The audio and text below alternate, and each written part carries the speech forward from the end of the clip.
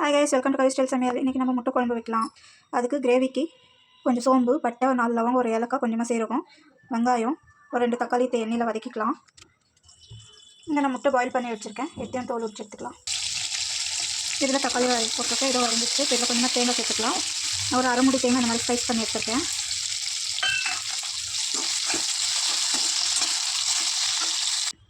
இப்போ முட்டையை இந்த மாதிரி மூணு ஸ்லைஸ் பண்ணியிருக்கேன், ஸ்ப்ளிட் பண்ணியிருக்கேன்.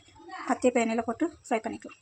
நம்ம முட்டை ஃப்ரை ஆகிடுச்சு. இதில் கொஞ்சமாக சால்ட்டு, ஜஸ்ட் கொஞ்சமாக சில்லி பவுடரு, கொஞ்சம் மஞ்சள்,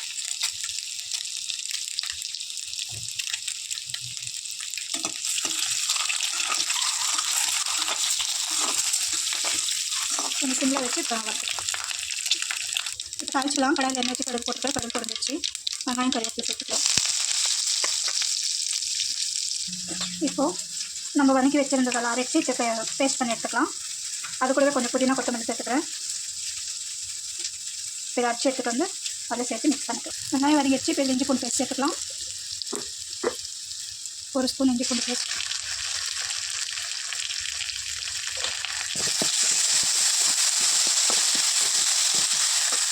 இப்போ அரைச்சி வச்சு அந்த பேஸ்ட்டு சேர்த்துக்கலாம். மசாலா இப்போ இதை வதக்கிக்கலாம். இப்போ இதில் தேவையான அளவு மிளகாத்தூள், உப்பு சேர்த்துக்கலாம்.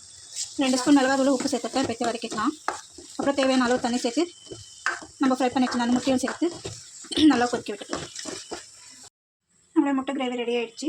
இது ரைஸு, சப்பாத்தி, பூரி, களி எல்லாத்துக்குமே நல்லாயிருக்கும். ட்ரை பண்ணி பாருங்கள். தேங்க்யூ.